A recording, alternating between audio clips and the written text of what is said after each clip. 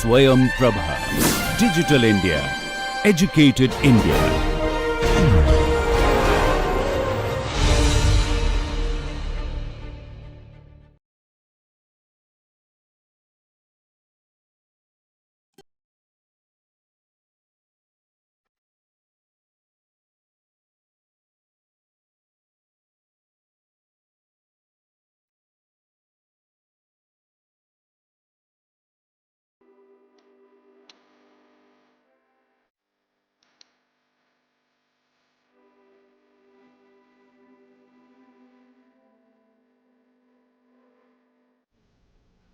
Welcome back. In lecture 47, we will cover the second part of sewer appurtenances. In this particular lecture, we will cover the concepts in regards to inverted siphons, overflow systems, pumping stations, outfall structure, backflow prevention devices, erosion control and drainage in hilly areas, and finally temporary erosion and sedimentation control practices.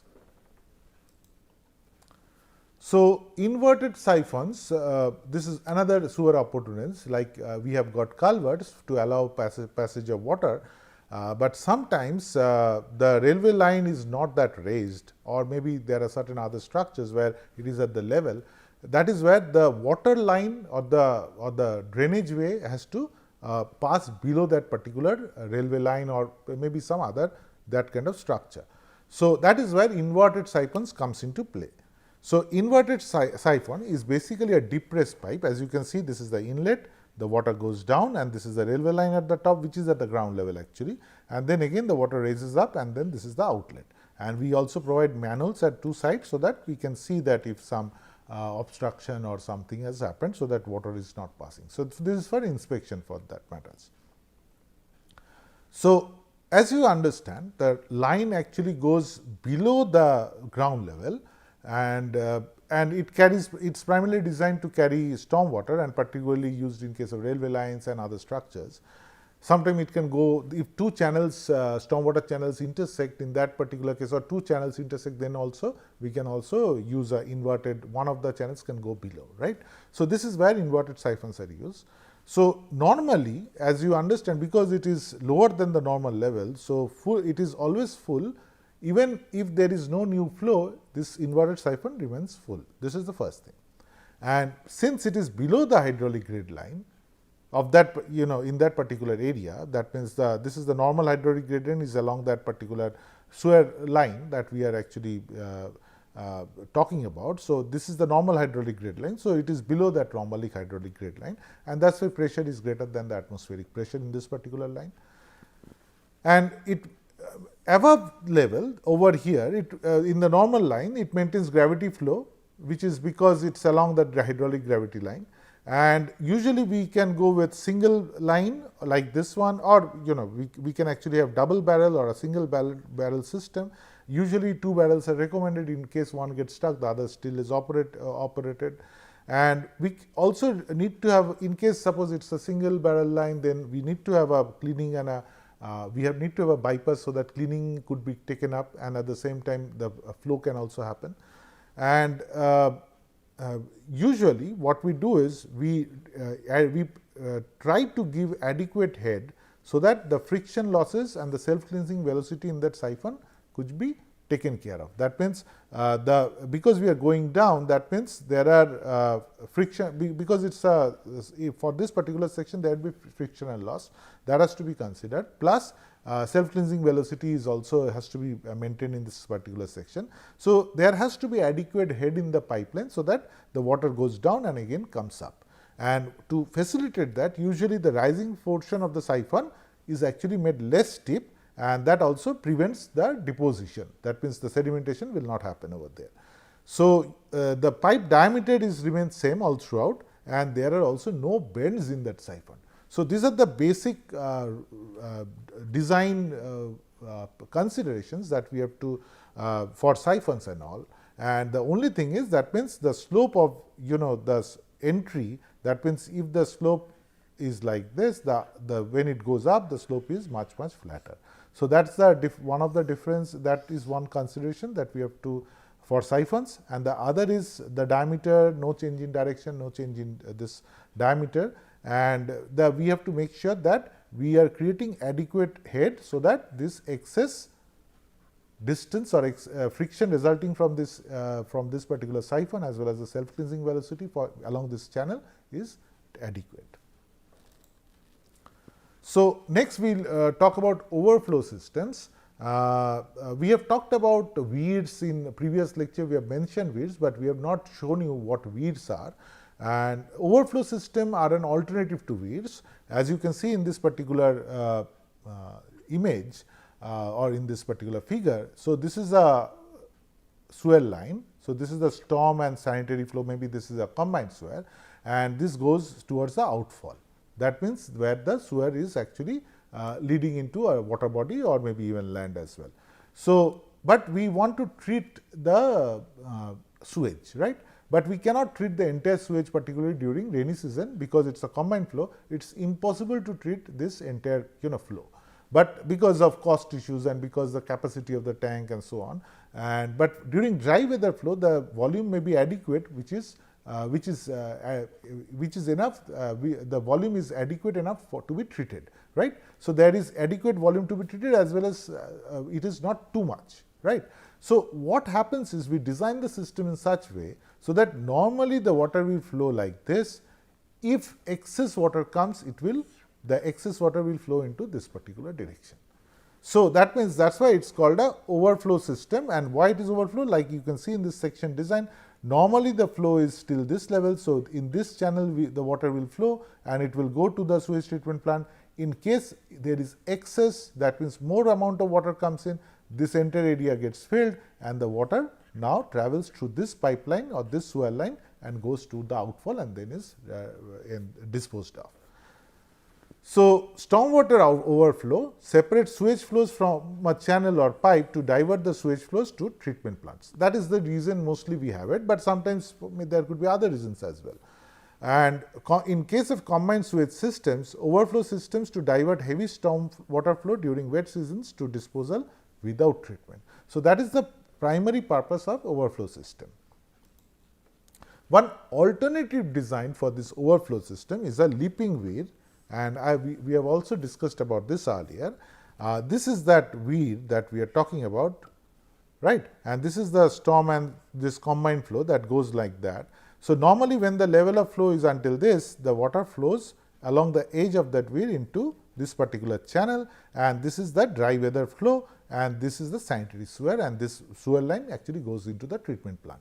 Whereas, when there is excess water, this water will flow along this particular surface and then it will jump and some water will definitely come down, which still goes into the sewage treatment plant, but most of the water will jump and then fall on this side, and this becomes the storm flow and directly goes into the outfall and disposed of without treatment.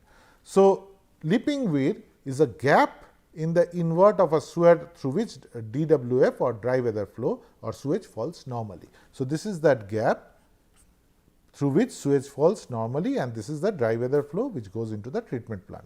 The heavier flow part leaps over to the overflow pipe. So, that is why it is a leaping weir. Weir is a sort of blockade, and leaping is because you are jumping over that particular block. That is why it is called a leaping weir. And as you understand, grit, because the water is flowing and it flows down from a particular height.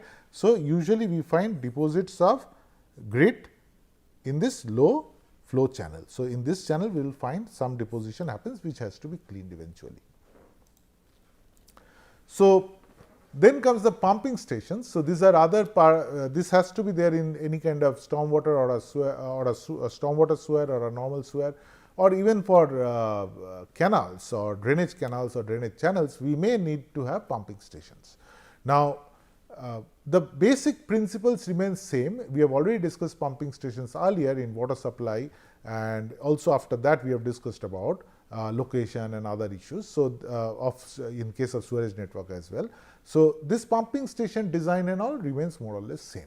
So, it is required where gravity flow is not possible. So, in any case where gravity flow is not possible, we have to have a pumping station, and it could be for stormwater drainage, it could be for stormwater sewers, it could be for stormwater open channels, and as you know that, and usually we have pumping stations because otherwise we would have flooding and waterlogging. Now, during rainy seasons, you will often hear that the city says that all our pumps are operational, and during heavy rainfall all the pumps are kept operating, right. Why it is required? Because during heavy rainfall the volume of water in those channels are pretty high, and if pumps are operated, then probably in cases where the water has to be lifted to a certain height and then to the next channel, to facilitate that movement of water for this extra water that is coming in, these pumps are operated constantly. So, that is why, and otherwise the sumps will also get filled, right. In pumping station also we have got sumps, the water, incoming water comes in, then we pump it. So, we have to keep pumps running during these rainfall events. So, pumping stations are similar to the ones used in water supply, and if this pumps do not run during those rainy during the rainfall events, then what happens? The water comes to the sump, it gets accumulated, and then it cannot be, the excess water is not being pumped out, and it will create flooding in that particular area. So, it is the design of the station is more or less same as water supply stations, and the design period is 15 years, same as water supply. And we usually will have this stormwater pumps or the sewer line pumps in low lying areas where flow by gravity is hampered, and sometimes we use pumps in the basements to lift the sewage, sometimes it is in a ridge, and that means to overcome a ridge, that means in case of contours there are ridges and valleys. So, sometimes the sewage has to overcome a particular ridge or the river may be protected by certain raised banks, or there may be a ridge structure over there, and we have to overcome that. That is why we will have to use pumps. Then we can also use pumps to achieve self-cleansing velocity in the sewer pipelines. We use pumps at the treatment plants to lift the water from one treatment unit to another, and also at the outfall of the river, as I was discussing, like in case of ridge also, or it is an outfall into the river, we need to maybe raise the water to a certain height. So, that is where pumps are required. And when we talk about pump stations, particularly for storm water, we have got wet pit and dry pit system.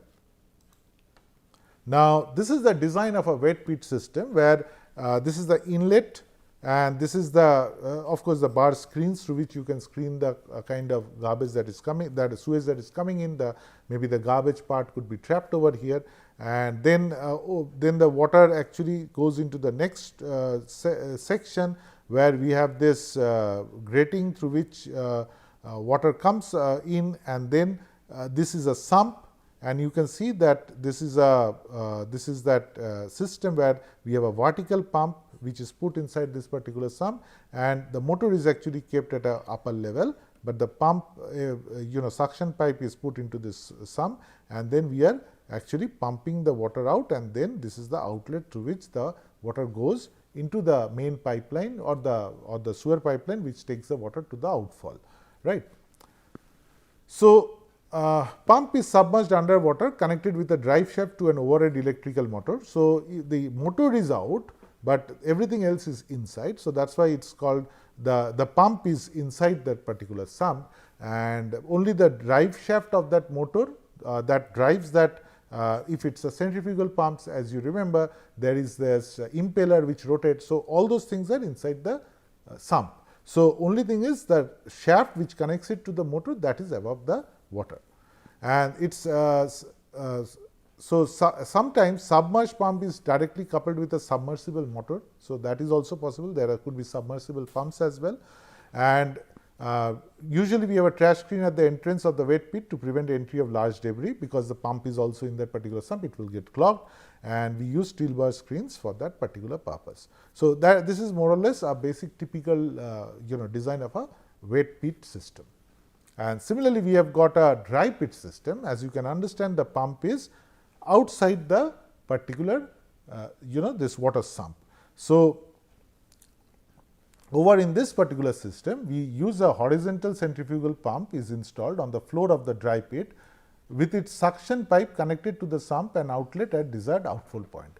So, this is the outlet the outlet point is raised. That means, we are raising the water level from over here to over here. So, that is the purpose of the pump, to raise the water or to raise the level of that particular sewer pipeline in this particular case.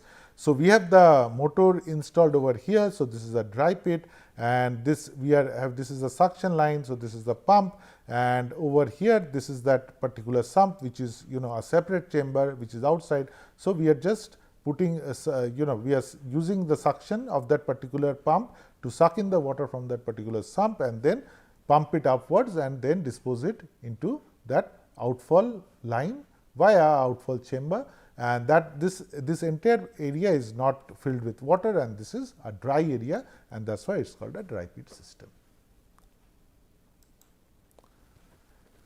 Next appurtenances that we will talk about are the outfall structures, that is how the sewer finally disposes the water into either a water body or into other kinds of maybe land as well, but primarily water bodies.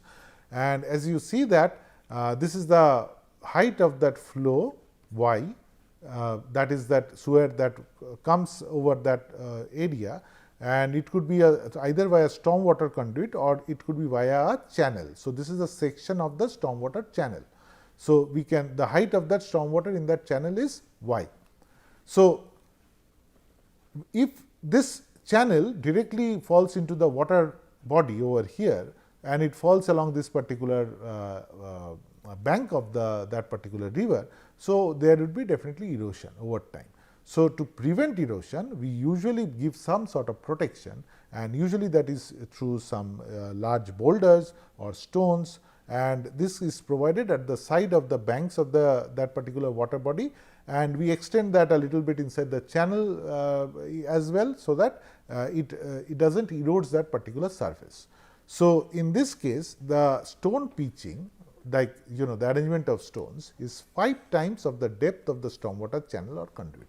So, y is the depth of the stormwater channel. So, 5 times y, that is the distance up, that is the distance 5y, that is the distance we will extend that particular stone pitching, which actually is 5y, and this actually makes sure that erosion is controlled at the bank. And outfall, we can also use an outfall conduit, like this is a pipeline which is disposing of water into that water body. So, the pipeline would be extended a bit. So, the extension is about 100 to 150 mm, and inside the river bank or the river stream, and usually we pave the banks 2 meter on both sides of the disposal. So, we will pave the banks, and then we also have some support structure as well, like a brick wall to support this particular conduit as well. So, these are the basic design of outfall structures. So, in the outfall also there could be cases where the pipeline that I was showing over here, the conduit, this is the water level, but sometimes during maybe this is a tidal river. So, during tide the water goes up till this level. So, how will you handle this particular case? So, in this case it is not possible to raise this pipeline to a level which is even higher. So, that means you have to have pump houses, and you have to create other structures. That means it is not only a pump house, you have to create large sumps where to store water, store the sewage that is coming in. So, it involves a lot of cost, right. So, better to use something called a backflow prevention device, and because the backflow the time of that high water level is only during limited to high tides and only for a small period. So, instead of constructing big pump houses and everything else, we go for just installation of backflow prevention devices. So, these are sort of gates, right. So, it is like a cast iron flap gate which is fitted at the mouth of the outfall, and during certain time periods we can actually close this so that water does not get inside there. So, that means during high tide we will close this so that there would no backflow that means through this particular sewer. And so, what will happen to the sewage which is coming during this particular time when the gate is closed? That means that sewage has to be stored. So, that means we have to also create sump for that particular sewage. So, so that when eventually the gate would be open, then we would be able to get rid of that particular sewage volume.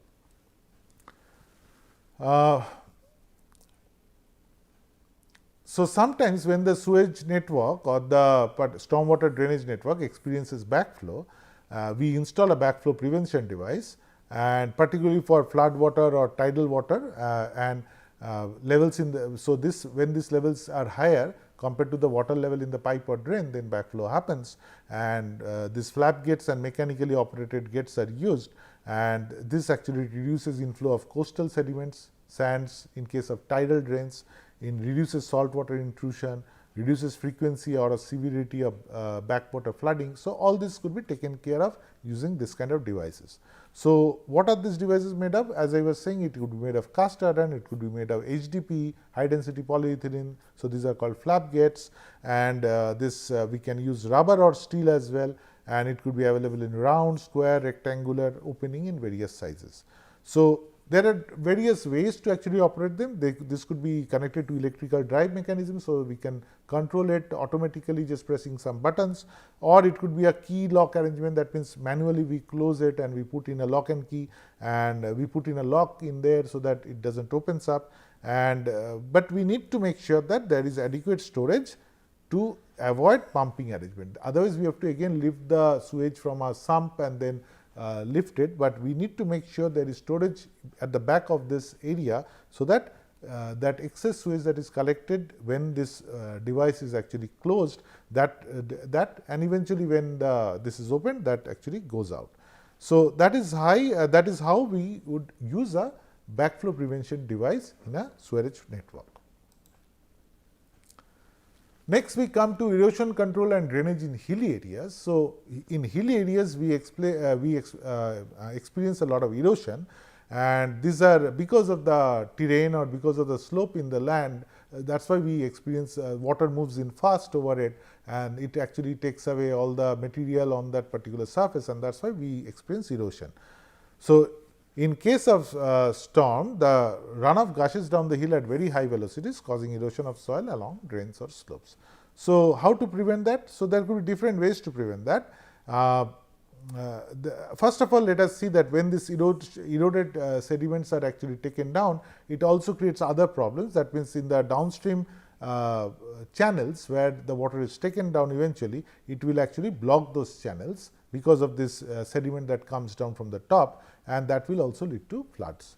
And because of increasing urbanization in hill areas and increased amount of paved surfaces, also the runoff volume is increased, and that actually is creating even more erosion. So, that is why we need to consider erosion control in hilly areas. Now, how we can achieve that?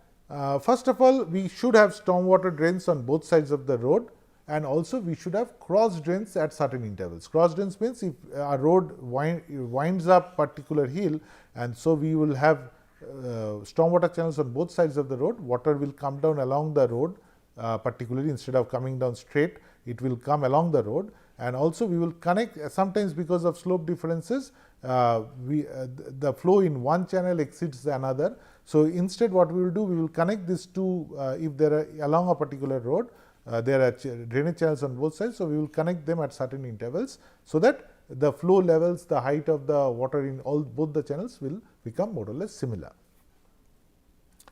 So, the drains this should dispose in the valley stream by existing natural channels or engineered channels. That is, so sometimes we develop engineered channels where we have to protect it from erosion, and sometimes natural channels are also used, but it is modified, and you probably go for step channels, or sometimes we use a chute as well. So, as you can see in this particular image, this is a step channel that has been designed. So, this is sort of a chute that has been provided over here, and sometimes point of outfall protection is also protected in erosion, and the point of outfall is protected, and sometimes in case where we have got this this kind of a surface, we usually to allow water to get in through and we give this protective structures at the side of this particular surfaces. We allow these weep holes through this structure through which water can actually pass through. So, usually weep holes in this concrete and masonry structures or retaining walls, particularly in outfall areas as well.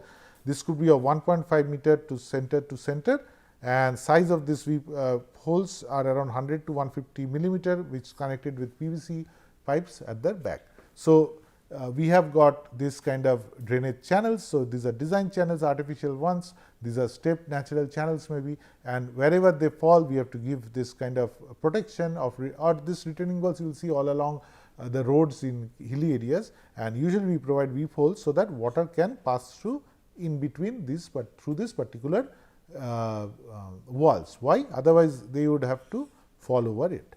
So, that is why it is better to allow it to pass through at different heights of this particular wall.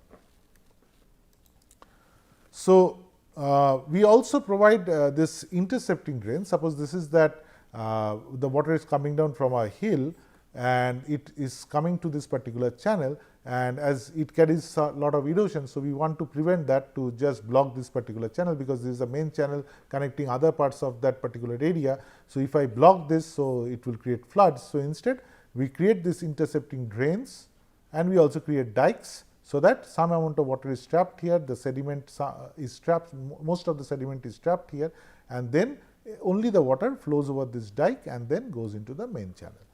So, to prevent channel bed scouring, concrete blocks may be also placed if boulders are absent, and intercepting drains are provided in case of slope towards the road. So, along this particular channel we can provide this concrete blocks and all. The reason is we slow down the flow of water. So, whenever a water hits it, it gets stopped, it flows over. So, the speed of that flow actually is reduced and erosion is actually reduced. So, other temporary other practices of preventing erosion, particularly temporary erosion and sedimentation control practices, we can go for mulching, and this actually refers to application of plant residues or other materials to the soil surface to prevent erosion and to reduce surface flow velocity. So, we use plant matter and over a particular surface, and that actually reduces that. And sometimes we can do seeding, that means we spread seed of grass and maybe some other plants, so that you get vegetation, and vegetation actually stops the flow or reduces the speed of flow.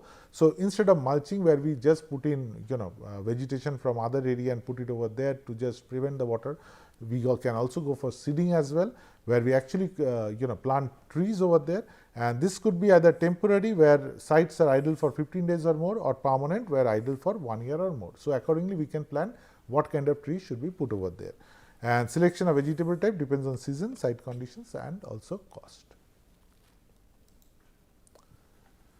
So, we also can design sediment basins. So, we have talked about retention basins, detention basins and so on.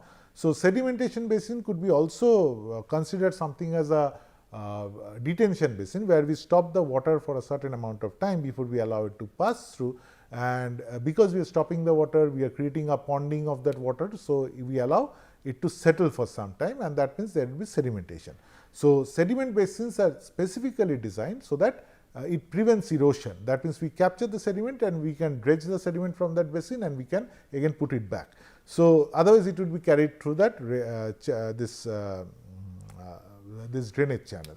So, sediment basins are constructed embankment of compacted soil.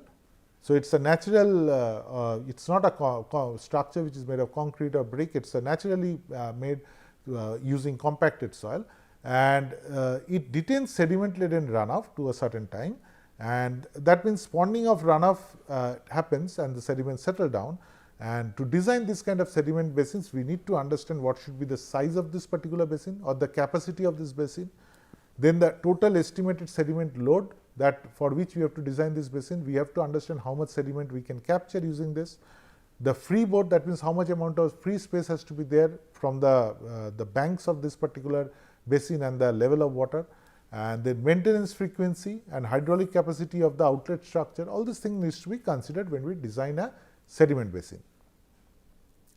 So, distance between inlet and the outlet is actually twice the basin width. So, this is the first criteria, and the depth of the basin is around 0.9 meter, more than 0.9 meter and less than 1.5 meter, which increases safety and efficiency of this kind of basin. So, the rest has to be taken care of by the surface area. So, how do we determine the surface area? So, surface area is determined in a simple way, where A is equal to 1.2 Q divided by Vs, where AS is the minimum surface area for trapping soil particles of a definite dimension, and Vs is the settling velocity of the design particle which is Vs is taken as 0.0085 centimeter per second for a designed particle of size 0.01 millimeter at 68 degree Fahrenheit. So, this gives you an idea. That means, for a certain particle size based on its specific gravity and all, it takes certain time to deposit, right. So, that is the settling velocity of the designed particle. So, settling velocity determines the time it takes for a particle to sediment or settle down, right. So, at least that is the time period when we should hold the water, because that is the time required for the water to allow its sediments to settle. So, that actually determines the size of that particular tank. So, surface area is total volume into 1.2 divided by the settling velocity. So, that actually will give us the area of that particular tank. So, 1.2 is the factor of safety and Q is the peak basin influent flow rate in meter cube per second. So, that is the influent flow rate, the amount of water that is coming. So, that is that influent flow rate which is given in meter cube per second, and you can calculate this using rational formula. If you are doing this for a stormwater runoff for a particular area, so you can estimate the total amount of volume of water using the rational formula. Using the same calculations that we have done earlier, we determine the rainfall intensity, we determine the duration period, and accordingly we can determine the total volume of flow. So, other structures what we have discussed, there could be check dams. This acts similar to that concrete blocks that we were discussing earlier. That means, we place this kind of structures along the path of that particular drainage channel, and usually these are small temporary dams, we can call them dams, and these are constructed before a swell across a drainage ditch. So, this is a ditch through which water passes. So, this is a drainage ditch, and probably it falls down into a particular drain, or it could be a swell. It is a natural drain, of course, and we put this kind of structures so that we can reduce the velocities, runoff velocities, and the erosion as well. And so, the sediment, so some amount of sedimentation happen within this particular gaps as well. So, this kind of dams are provided where maximum runoff contributing area is less than 10 acres, because if too much amount of runoff, then this will probably not have much of any effect. And this height of this kind of structures or dams, you can call it around 0.6 meter, and the crest of the downstream dam is at the elevation of the toe of the upstream dam. So, this crest of that particular this downstream dam is the toe, the lower level actually matches with this one. So, in this one so for example, we have a channel like this. So, we have this one dam, this is the next dam. So, the crest of the next dam actually matches with this one. So, this would be over here. So, that we can we more or less that means, if we connect them, they will connect in a straight line. Center of the dam is at least 15 centimeter lower than the outer edges. We give it a curve. So, this height is 15 centimeter, and sediment removal when it reaches half this particular height. So, when it reaches a certain height, we will remove this sediment by dredging. So, that is how a check dam is constructed along a natural drainage ditch or a natural drainage channel before it joins a bigger channel or maybe a swell in this case. We also use other structures such as silt fences. As you can see, this is the surface, there is a slope, and we create this silt fence, and it is a temporary fence, maybe considering 6-month period it will be operational. A filter fabric is held by wooden post 2 meters apart or by wire mesh, and because this filter fabric is present, the water flows down, but the sediment is captured. So, the height of this particular fence is around 400 mm. Catchment size is something around 2.5 hectares. So, that is relevant for these smaller catchments, and these are placed at the bottom of the slope along the contour to detain sediments and reduce flow velocities. So, purpose is same, only thing is water is allowed, the sediment is retained. So, in addition, we have other kind of temporary erosion and sedimentation control structures such as brush barriers, diversion dikes, and temporary slope drains. Now, brush barriers are basically vegetation. We use vegetation to actually create similar kind of fencing. Diversion dikes are we create some dikes on the surface so that the water comes to this dike, and then it is transported to the area where we want it to go. So, that maybe in case of this bench terracing and all, if we can create some amount of dikes, then we can take them to some other locations from where they could be more we can provide us maybe a temporary slope drain. From there the water will be transported. So, instead of the water flowing over this particular surface, we using a dike, we can take it to a point from where we can provide a, maybe it is a circular conduit that we have provided over there, for through which the water can go down. So, a temporary slope drain are this, this kind of conduits which are provided, through which this water could be taken down. So, this could be provided separately or it could be provided together as well. So, to conclude, sewer appurtenances are accessories of the sewerage system and are necessary for improving its efficient operation. And then there are different kinds of appurtenances, and each of them needs to be designed following proper engineering guidelines. But if we do not want to go into the engineering details, there is no there are other courses, or maybe maybe some it is not relevant in this, for this particular course. We just know which are the different kind of appurtenances that could be provided at certain areas. Selection of appurtenances is more important than the design of the appurtenances, because the designs are there are standard designs which we can follow following existing guidelines. So, these are some of the references you can follow. Thank you.